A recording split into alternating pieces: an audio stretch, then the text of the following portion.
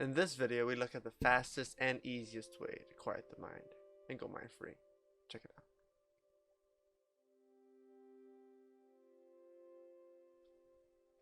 Hello dear friends, Patrick here from Vortex Rising, and in today's video we share one of my favorite ways to quiet the mind. It is definitely the fastest and easiest way.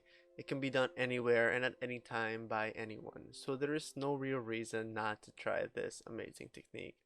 Before we dive into it, I just want to say, for those of you who are new to the channel, Vortex Rising is a safe space for your self-discovery. And in this Go MindFree series, we share different ways and methodologies that I personally use to quiet my mind, reach that state of balance, and find peace in my life, and from there, live in joy. And it's my hope that by practicing some of these techniques, you can do the same. Like I mentioned earlier, this is personally one of my favorite techniques, just because of its simplicity, but yet its effects are quite potent. And it's my certainty that by just practicing this one technique, you can drastically reduce the amount of mental chatter that you experience in your daily life. At times of turmoil, this will be your greatest rescue remedy. The beauty of it is that while this one practice will enable one to quiet the mind, the benefits it brings are more far-reaching. And if you stay tuned till the end of the video, I'll share a secret that no one really talks about, which will allow you to use this one practice to bring in whatever you want into your life, be it love, happiness, friendship, health, wealth, or anything else, whatever it is. But more on that later. Now I think I've built up the suspense for long enough, so without further ado, the greatest rescue remedy in times of mental turmoil, the fastest and easiest way to quiet your mind, is by breathing the conscious breath. Breathing the conscious breath brings your presence back into the present. It brings you back into yourself. And this conscious breath is different than the regular breath that we usually breathe in our daily lives. Because more often than not, for most people, the regular breath is usually somewhat shallow and unconscious. In some ways, just the bare minimum necessary to continue to animate their bodies. The difference is that while the shallow and unconscious breath is involuntary and keeps one alive, the conscious breath is alive. It's the living breath.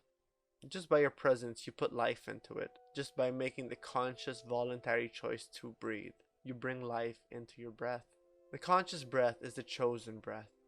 And with every breath that you consciously choose to make, you tell your body and you tell your mind that your presence is home in the now moment. And when the presence is here, the mind can't play its games.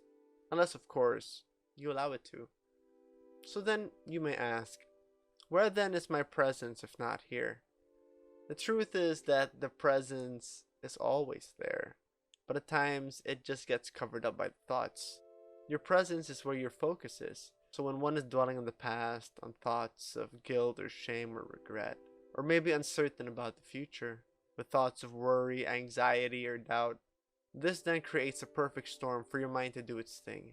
It's when the focus is on these things that the mind tends to go into overdrive. And so with your conscious breath, you call your presence back to take its place at the helm of your ship. And with that breath, you allow it to right its course, to traverse the perfect storm that's been brewing in your mind, and take you safely to the other side. And as for those of you who have been practicing the conscious breath, you may have discovered that when you're focused on your breathing, your mind isn't active. Because it can't be, because the focus is on the breath. Which leads me to my quick spiel about the misperception that many people have when it comes to meditation. Many people approach meditation thinking that the purpose is to quiet their minds. But the reality is that a quieted mind is the result of meditation, not its purpose. The purpose of meditation is to focus on the breathing, and when you do so, then the mind is quieted. This is why the wise ones who teach this practice of meditation don't guide their students to quiet the mind, but instead to focus on the breath. Because they know that one who lives in the mind and is then guided to quiet said mind will have a very difficult time, because they will try to do it through the very same mind. That's to say, they will make it a mental process. They will take a mental approach to quieting the mind, inherently defeating themselves in the process. And the conscious breath doesn't need to be a breath so deep that you feel your lungs may just burst. It just needs to be an aware breath. However deep that is up to you. Whatever feels most comfortable, whatever makes you feel the most alive. All you need is one breath to call your presence forward, 3 to go to your core, and 5 to center yourself in the present moment. And from there, you can decide where to put your focus. Do you wish to allow your mind to continue on thinking the same old thoughts, or perhaps you want something new?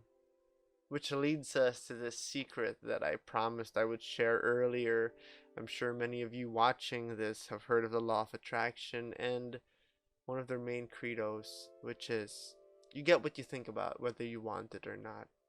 And this has caused many people to believe that they need to think about how they're going to bring these things into their lives, which then again makes it a very mental practice. And while it is true that when you think about something, you put your focus on something, you activate that vibration within you, but all that does, it just puts you within its orbit.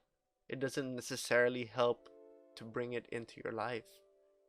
And so people take the mental approach, trying to bring it into their lives, trying to bring it into being. They try and they try and try, essentially burning themselves out in the process and inevitably giving up.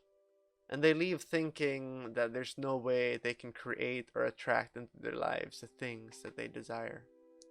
The truth is, you can't bring in the new through your mind, because the mind only knows old. It only knows things it can reference. It can hypothesize, it can guess, it can even imagine, but it can't actually know new until it experiences it. Then it goes, wow, that was new. Then that leaves us with a question. How do we bring in the new if not by thinking about it? And again, we do that with the conscious breath. With every conscious breath we take, we bring in the new into our bodies and lives.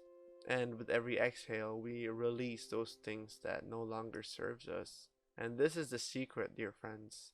This is how you bring in whatever you want into your life. You breathe it in. You breathe it in. And then you breathe out. You let go of the things that no longer serve you, that are no longer of benefit in your life. And as you breathe out the old, you breathe in the new.